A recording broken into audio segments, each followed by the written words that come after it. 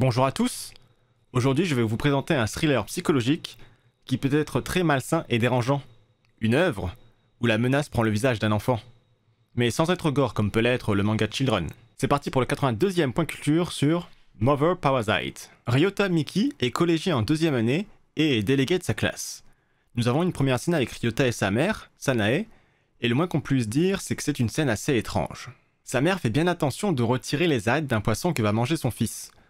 Sauf qu'une de ces arêtes n'a pas été retirée et finit dans la bouche de Ryota, qui le remarque et qui dit à sa mère que la moindre arête, si mal positionnée lorsqu'on l'avale, peut causer des dégâts irréversibles, voire la mort. Déjà, comme discussion entre un fils et sa mère, ça se pose là.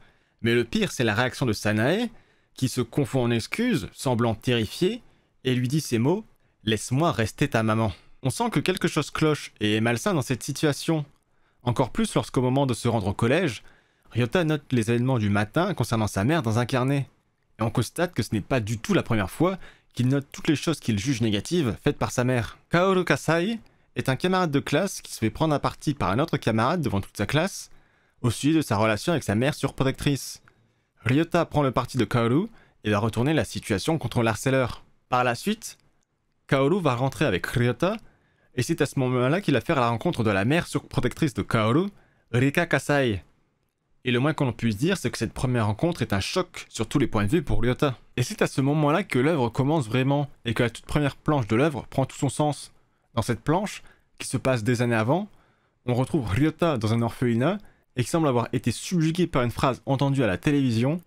L'évolution n'est qu'un long, très long chemin à la recherche de la mère parfaite.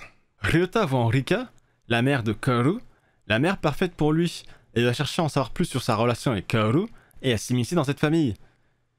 Tantôt en s'invitant dans leur maison, tantôt en prenant le parti de Rika quant à sa relation avec son fils. Plus ça va, plus le côté malsain se fait ressentir, avec parfois des ambiances érotico-malsaines de relations mère-fils plus que fusionnelles on va dire. On comprend petit à petit les craintes de Sanae de se faire remplacer dans son rôle de mère, et que Ryota n'en est peut-être pas à son coup d'essai.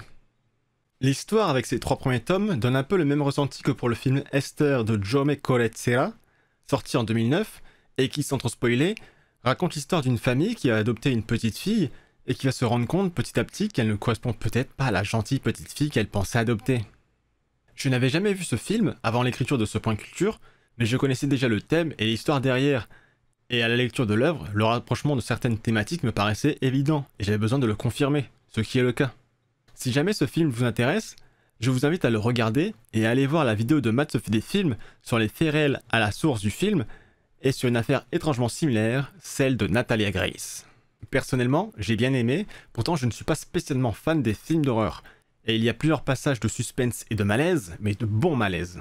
Pour la partie graphique, c'est du très bon, avec beaucoup de détails, et qui m'a donné une impression de déjà-vu. Et pour cause, nous devons cette œuvre au mangaka Sato Hirohisa, le même mangaka que pour Shigehime, un manga d'horreur en 5 tomes sorti entre le 16 février et le 5 octobre 2022, et qui avait déjà cette ambiance érotico-malsaine, même si ici on était sur une histoire de vampire.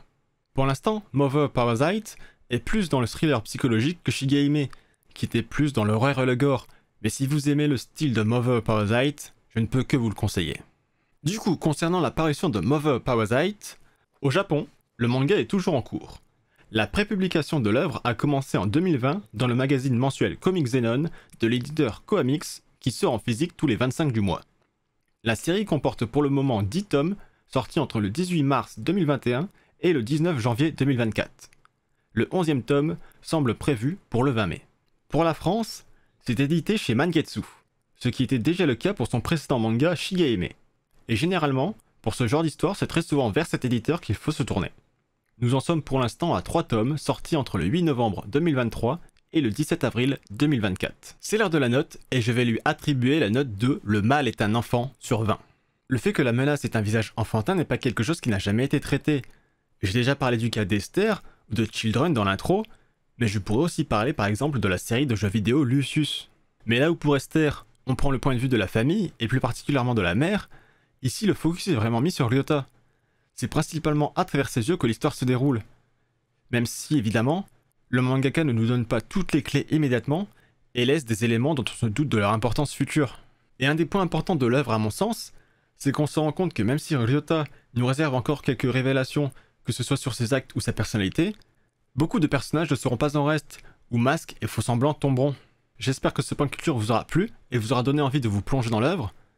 Vous l'aurez peut-être remarqué, mais il y a eu quelques investissements côté setup lumière, ce qui fait que je pourrais tourner sans attendre que le ciel soit clément, et le soir, et qu'on devrait dire adieu au fort accord dû à la lumière du soleil entre le début et la fin des vidéos. Sur ce, on se retrouve prochainement pour une nouvelle vidéo. Salut!